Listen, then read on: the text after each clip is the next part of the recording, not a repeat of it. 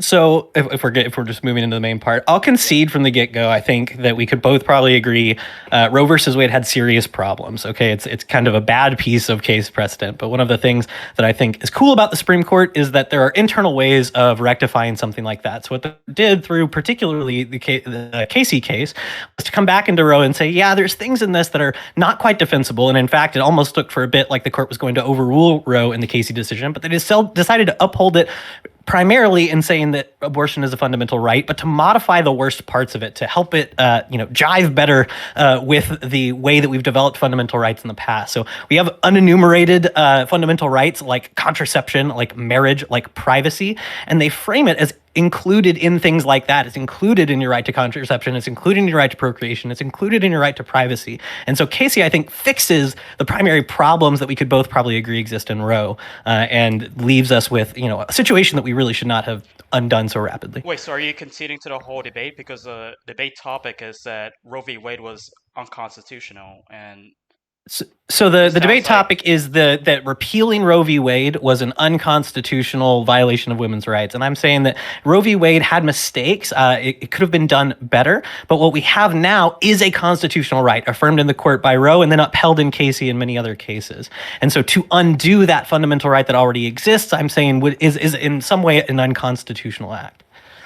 uh yeah, I mean, okay, so why do you believe that then why do you believe the courts made their decision then, right? If it's indeed an unconstitutional violation of women's right, why did the courts make that decision?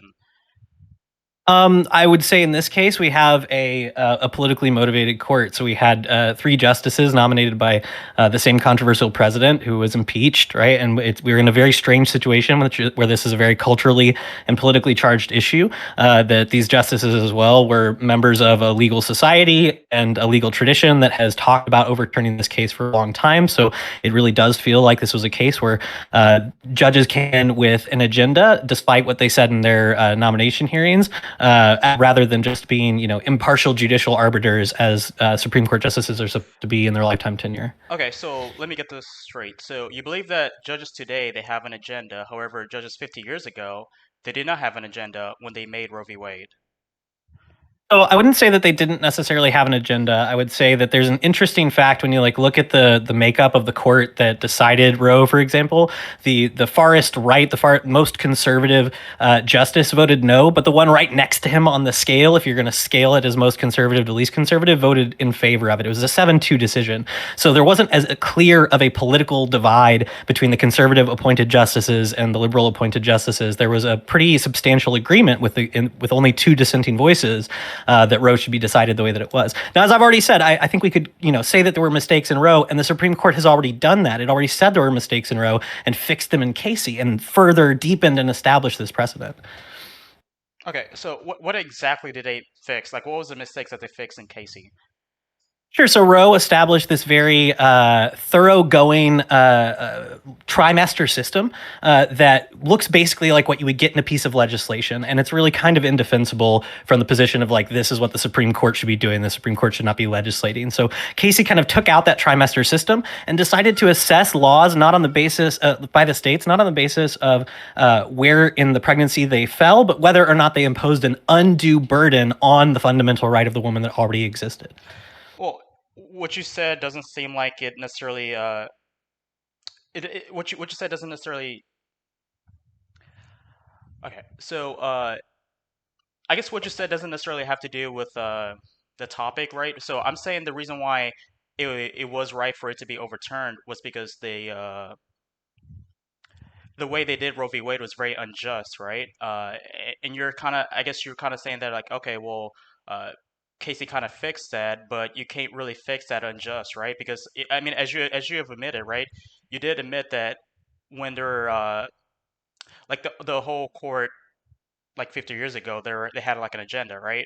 Uh, and I think there shouldn't have been an agenda in the first place, right? Uh, Sure. So I think it was fair for the court to say that within the what they called the penumbra of the right to privacy, for example, I have a child in the background. I promise she's being taken care of. Within the penumbra of the right to privacy, there is included a right to an abortion. I think the specifics that they laid out were problematic and could be challenged later, and in fact, they were and were revised accordingly. Okay. Uh,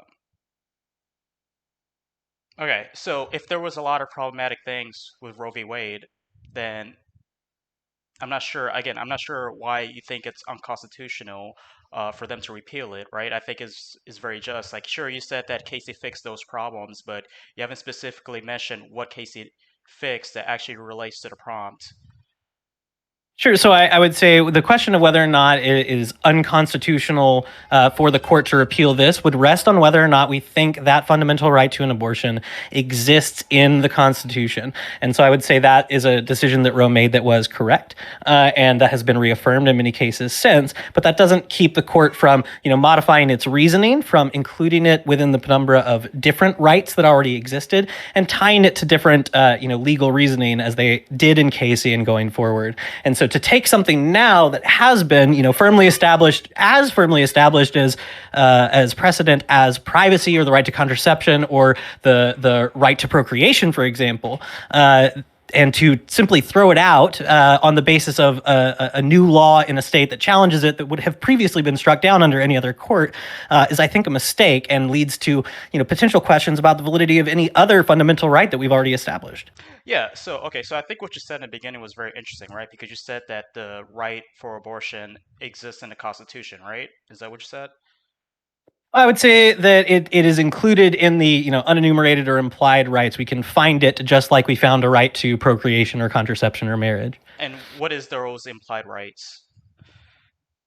Sure. So the court's reasoning was that within kind of a scope of of amendments, rights protected by the First, Third, Fourth, Fifth, and Ninth Amendments specifically, that there's sort of edges or what they call penumbras of those rights, right? So if we look at the First Amendment, okay, so Congress shall make no law respecting the establishment of religion, freedom of the press, etc. The Fourth Amendment regarding unreasonable searches and seizures. Within those sort of overlapping and intersecting rights, when we get to the Ninth Amendment, that says, hey, by the way, not every right that could possibly exist has been listed here explicitly. They find these kind of shadowy edge rights that they develop over time. So one of these is privacy, and included under privacy comes things like contraception and procreation and eventually abortion. So these are things that we sort of have to figure out discursively over time as a political community, but aren't necessarily classed out by the fact that they aren't mentioned by name in the Constitution. Okay, so I think what you said last, right, when you said that Ninth Amendment, it protects privacy, right? I'll probably Well, say, oh, sorry, go ahead. oh, you can continue. Well, I would say the right to privacy is not explicitly enshrined in the Constitution, right? It's something that comes kind of from pairing the Fourth Amendment protection against unreasonable searches and seizures and my right to be secure in my person and property with the Ninth Amendment that says, hey, by the way, there are some rights that definitely exist that we didn't list here. So the fact that we didn't list them doesn't mean they don't exist. Okay, but I mean, I would say that the right for abortion is not anywhere close to like anything that's stated in the Constitution, right? The closest you probably would have is the Ninth Amendment, but um, or Sure, I would well, say they're just like I don't think the Constitution establishes a right to procreation explicitly, but we now have within Supreme Court precedent a fundamental right of procreation that's established. I think it's Skinner versus Oklahoma, the case of forced sterilization of criminals. They said, no, we can't do this because we're violating a fundamental right without due process. When we force a criminal to be sterilized, they should be secure in their person and in their right to have a child if they wish, even if they are a convicted criminal. And so abortion kind of gets, bound up in these cases tangentially. well, I mean, having a right for procreation that makes a little bit more sense because it does kind of fall under the First Amendment, right? So basically, just or I guess it falls under life, liberty, and pursuit of happiness, right? But I mean, Sure. Well, it falls under some collection of these, right? So I think you could make an argument, for example, that I've seen lots of Jewish women arguing that their religion requires them to get an abortion in the case where their life is in danger. So you could make an argument on the basis of religious liberty against prohibitive abortion restrictions. But that's not currently, the legal reasoning that's used. It's just that it's kind of a right that exists, as a collection of all of these other rights, sort of discerned and sifted through over time. So yes, I mean, I'll concede it's not explicitly there. It's just not. It's something that we've kind of got to figure out with the mechanisms that we have, and then once it's established, to take it away seems very potentially troubling to me. Yeah, but I mean, it hasn't even been established, right? Like again, like there's nothing in the Constitution that even like hints that you have the right to an abortion. Um, So I would say it's established in the same way that our current right. So let me give another example, right? So the right to procreation is one, the right to contraception is another one that in fact is really intimately bound up with the case of an abortion right. So that one's a little bit more recent, comes before Roe v. Wade though, but that's a right that's not outlined in the Constitution, but is established in Griswold versus Connecticut, that included in these rights in the First, Third, Fourth, and Ninth Amendments is something like a right for me to control my own reproductive functions. It's okay for me to use a condom in my own home and to use chemical birth control in my own home. This is something that we've established that, again, yeah, it's something that's not in the Constitution. It's something the founders didn't really envision, but it's something that we hold pretty sacred now. I think if people do come after this decision and start attacking the right to contraception and pull birth control out of pharmacies, people are going to be very up in arms because this is something we hold to very dearly. okay. Okay. I mean, I guess what you said. Uh, I guess what you said when you said, the right under contraception or right for contraception could be under attack. I think that's a very fair point, but also I could also make the point that okay, why shouldn't it just be a states' right issue, right? Because okay, sure, like I do think that it is a little bit like contraception, like right for contraception is a little bit flimsy, just like a right for an abortion, right?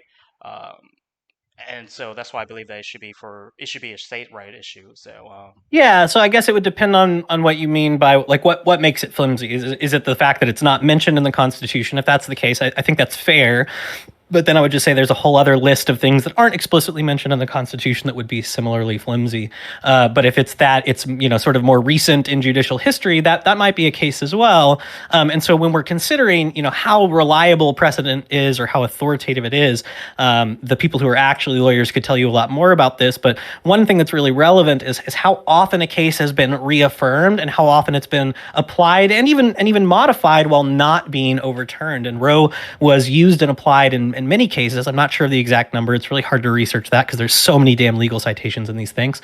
But it was affirmed and used in many cases over the past 5 decades. And we have a whole system of laws in the country built on the fact that it is a fundamental right now. So what we've done is taken an established political order that's at least a whole generation old and just flipped it over in a moment because one state decided to challenge it in court in a politically advantageous time.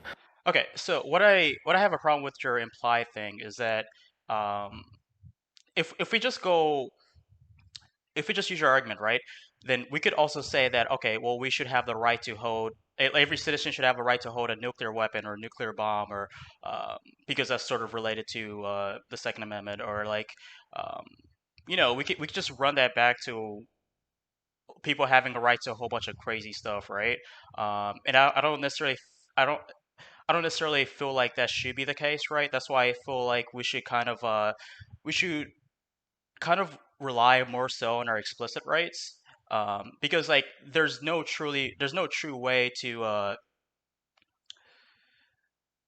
because once we go into in the implicit route, it's kind of hard to figure things out truly, right? Um, so I wonder if you would also agree with that as well. Well, I Sorry, would one want to. minute. Oh, okay, I would just want to Wait, distinguish maybe. I think. wait, how Uh, what did you say? 1 minute. Oh, okay, yeah.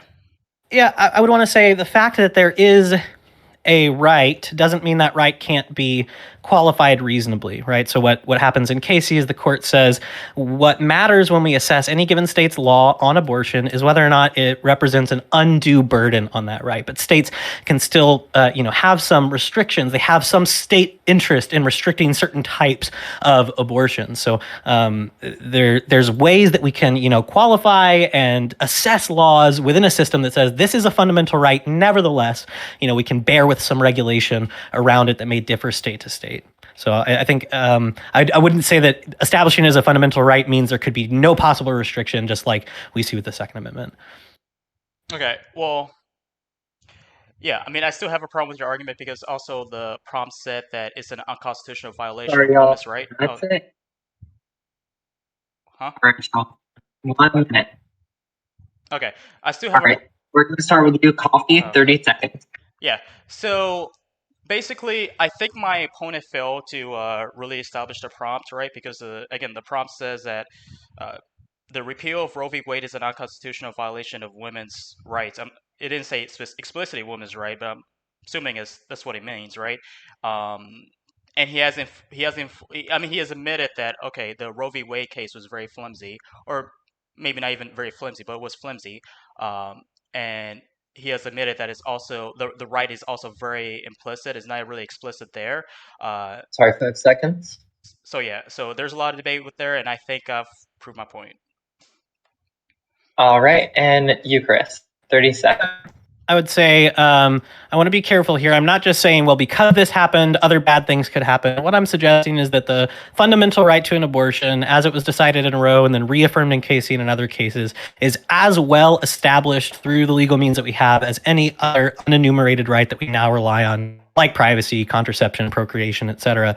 So I think that when we're dealing with whether or not the court can do something unconstitutional, we're already in weird territory, but it sets a very bad precedent for the court to be able to take one of those fundamental rights that we've relied on for a generation and just chuck it out the window.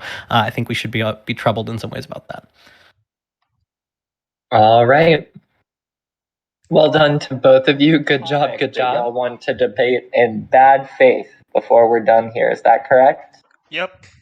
We do. We apologize for not making it clear earlier that we wanted to debate, but glad you got us.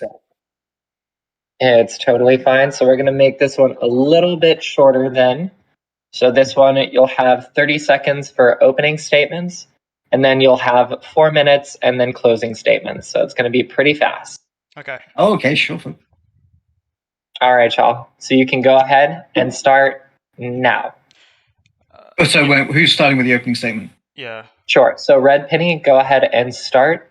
I believe the position is the debate. It is bad faith. Watching child porn is okay. Yeah. Red Penny, go ahead. To examine this quandary accordingly, first one must extricate the underlying premises from the manifest annotations. Thus, we as a society are obligated to clarify antecedentally what is a child and what is pornography, and how do the two coalesce. Where are the lines drawn? For that, one should probably ask the Japanese to offer an explanation of their hentai.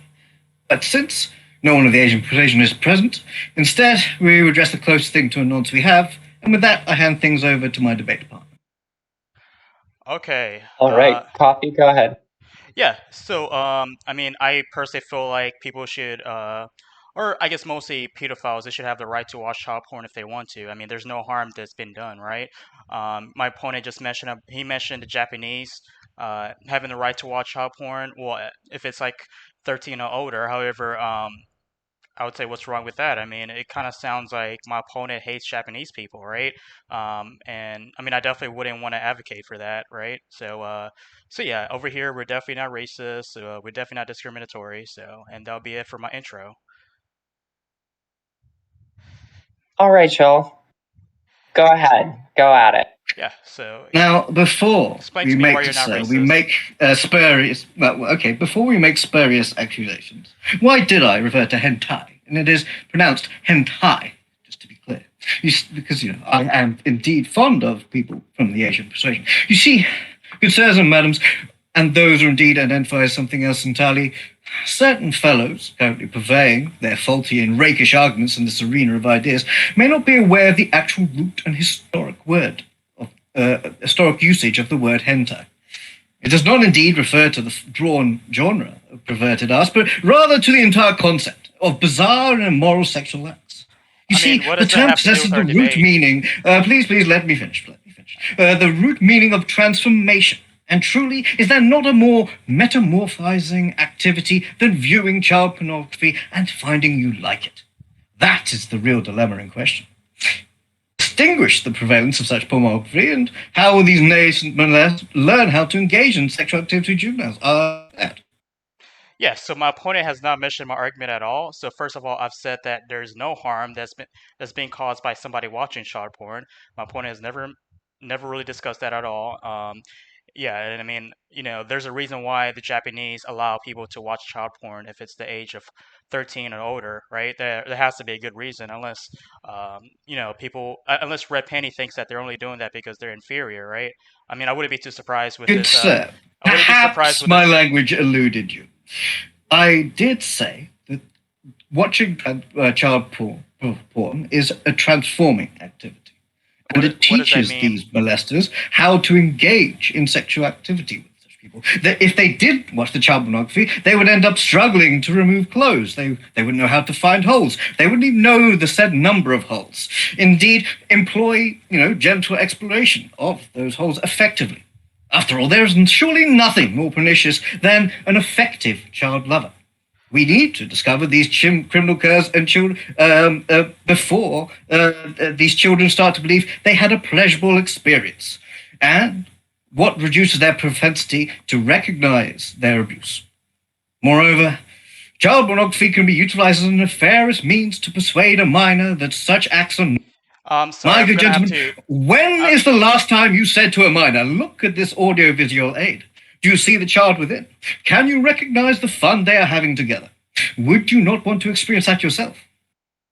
Okay, well, first of all, I'm here to argue why watching child porn is okay. I'm not here to argue why having sex with a child is okay, right? And just because somebody watches porn doesn't necessarily mean that they're going to be more likely to have sex with a person, right? I mean, we all know incels tend to watch a lot of porn, right? Doesn't necessarily mean they're having a lot of sex or any sex at all, right? So somebody having sex with a minor has nothing to do with this argument. So again, my opponent hasn't really established any harm that's been done by simply watching child porn, and my fair opponent, enough. You can choose to ignore my argument, so I will make another. I'm just establishing that my opponent has been how cutting me does off one twice produce now. child pornography without having sex with a child? Again, I'm not also talking about the production of child porn. I'm only talking about simply watching child porn, right? So I also believe that producing child porn is bad, but I'm only talking about simply like the watching of it. Do you argue that it does not create a market for such media? No, I mean, people illegally watch stuff all the time. I mean, people, there's a whole black market for a That reason. itself creates the market for said media. Yeah, but I mean, people could illegally watch something without actually choosing to actually purchase that video, right? Perhaps you are getting caught up with the idea of a market requiring purchasing. Sometimes it is simply, the advertisements that can be attached to said child pornography, or even just the attention one gets for showing people one's illicit acts with children. Yeah, so here's my These problem things are part and parcel of the market.